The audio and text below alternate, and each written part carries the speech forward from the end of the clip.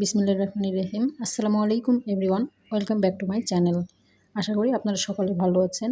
আজকে আমি আপনাদের সাথে কাঁচা আলু দিয়ে ঝটপট কিভাবে মুচমুচে পাকোড়া তৈরি করতে হয় এই রেসিপিটি শেয়ার করছি।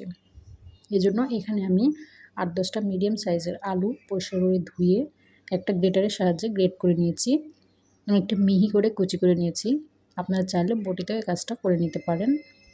এরপর দিয়ে দিলাম হাফ কাপ পেঁয়াজ কুচি, 4-5টা কাঁচামরিচ কুচি, 1.5 চা চামচ আদা রসুন বাটা, 1 চা চামচ জিরার গুঁড়া, 1 চা চামচ ধনিয়া গুঁড়া, 1 চা চামচ চটপটি মশলা। আপনাদের কাছে এই মশলাটা না থাকলে গরম মশলার গুঁড়োও দিতে পারেন, আবার নুডলসের মশলাও কিন্তু দেওয়া যায়। এবার আমি দিয়ে দিচ্ছি হাফ চা চামচ চিলি ফ্লেক্স। আপনারা চাইলে মরিচ গুঁড়োও ব্যবহার করতে পারেন। হাফ চা চামচ হলুদ গুঁড়ো এবং স্বাদ মতো লবণ দিয়ে দিলাম। এবার দিয়ে দিচ্ছি 3 টেবিল চামচ চালের গুঁড়ো। চালের গুঁড়োটা দিলে পাকোড়াটা খেতে অনেক মুচমুচে লাগে। আপনারা এর পরিবর্তে কর্নফ্লাওয়ার দিতে পারেন। এরপর আমি হাফ কাপ বেসন নিয়ে নিয়েছি। বেসনটা আমি এখন দিইনি, সবগুলো একটু হাত দিয়ে মিক্স করে নিলাম।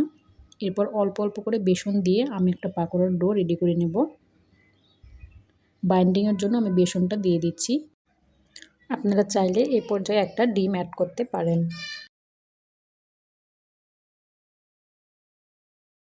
এরকম করে হাত দিয়ে শেপ করে করে তেলে দিয়ে দিতে হবে।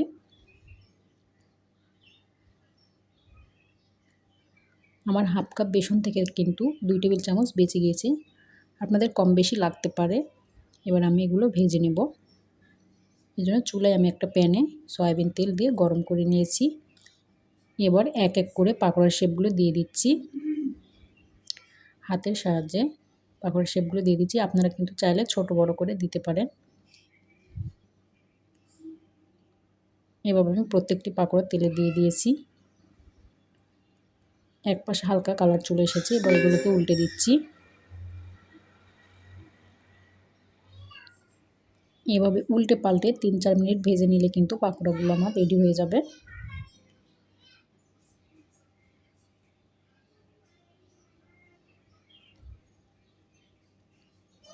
চুলার জালটা কিন্তু মিডিয়ামে রাখবেন। হাইটে রাখলে কিন্তু ভেতর থেকে কাঁচা থেকে যাবে, ওপর থেকে কালার চলে আসবে। আমি মিডিয়াম হিটে পাকোড়াগুলো ভেজে নিয়েছি। এবার উঠিয়ে নিচ্ছি তেল থেকে। মাশাআল্লাহ, অনেক সুন্দর হয়েছে।